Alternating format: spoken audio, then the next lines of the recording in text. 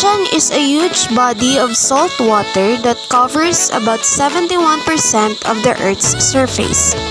The planet has one global ocean, though oceanographers and the nations of the world have divided it into distinct geographic regions: Pacific, Atlantic, Indian, and Arctic Oceans. An estimated 97% of the world's water is found in the ocean. Because of this, the ocean has considerable impact on weather, temperature, and the food supply of both animals, humans, and other organisms. Despite its size and impact on the lives of every organism on Earth, the ocean remains a mystery. More than 80% of the ocean has never been mapped, explored, or even seen by humans. A far greater percentage of the surface of the Moon and planet Mars have been mapped and studied than our own ocean floor has. The ocean produces more oxygen than the Amazons. It is often thought that rainforests are the primary source of oxygen on the planet. But the truth is that rainforests are only responsible for 28% of the oxygen on Earth, while oceans are responsible for the 70%. The ocean regulates the Earth's climate. In many ways, the sea regulates our climate. It soaks up the heat and transports warm water from the equator to the poles and cold water from the poles to the tropics. Without these currents, the weather would be extreme in some regions and fewer places would be habitable. The ocean is an important source of food. The ocean is the number one source of protein for more than 1 billion people. Fish accounts for about 15.7% of the animal protein consumed globally, although not everything is fish and seafood.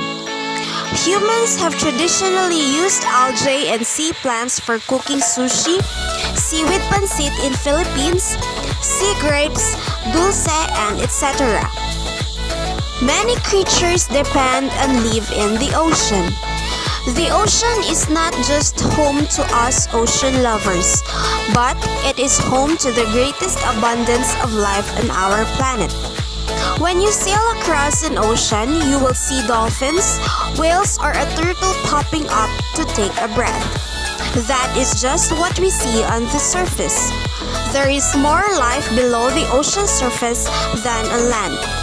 Experts predicted that there are more than 300,000 different species underwater, and it's still not clear how many of them we know. Last but not the least, many jobs are related to sea activities. The FAO estimates on the most recent official statistics indicate that 59.6 million people in the world were engaged in fisheries and aquaculture in 2016. The marine ecosystem gets our attention for different reasons. The fact remains that consistent increase in the level of pollutants has degraded water bodies across the world to levels of irreparable damage. Studies explain that 80% of marine pollution originates on land in different forms of pollutant, mostly as a result of various human activities. However, plastics contamination poses the biggest threat. The list of pollutant to the marine environment remains long, with sewage, pesticides, industrial chemicals, and other garbage. It is true to say that despite taking numerous steps to mitigate the effects of marine pollution, there is still a long way to go to protect and conserve our water bodies. As important as finding ways to clean our oceans and lakes, creating awareness among people towards the protection and conservation of the marine environment is also a crucial effort. And being aware of a problem means knowing the issue at the grassroots level. Thus, to prevent marine pollution, one must be aware of the pollutants that pose a threat to the ecosystem and the sources those originate. Ocean dumping. Dumping of waste materials from industries, ships, and sewage plants into oceans has polluted the marine ecosystem to a great extent.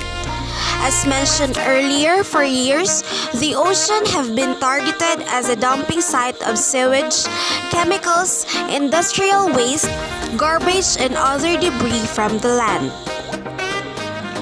Land runoff.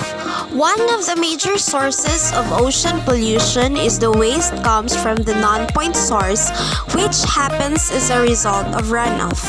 Surface runoff from both agricultural land and areas carry soil and particles mixed with carbon, phosphorus, nitrogen, and minerals, posing threat to the marine life in an alarming scale.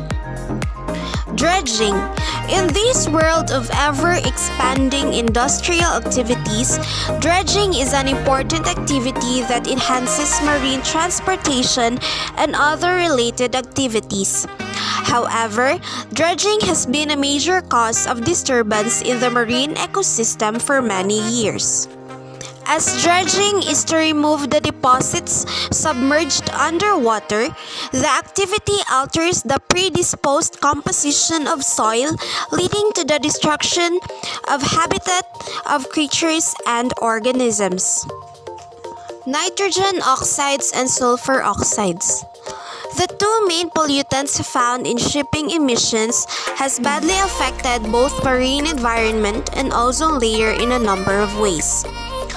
Both nitrogen oxides and sulfur oxides are combustion products that are emitted into the environment in the form of smoke. It is estimated that in 2005, the water bodies around Europe witnessed 1.7 million tons of sulfur dioxide emissions and 2.8 million tons nitrogen dioxide emissions from international shipping. And according to the recent studies, this type of air pollution from shipping accounts around for 50,000 premature deaths per year in Europe.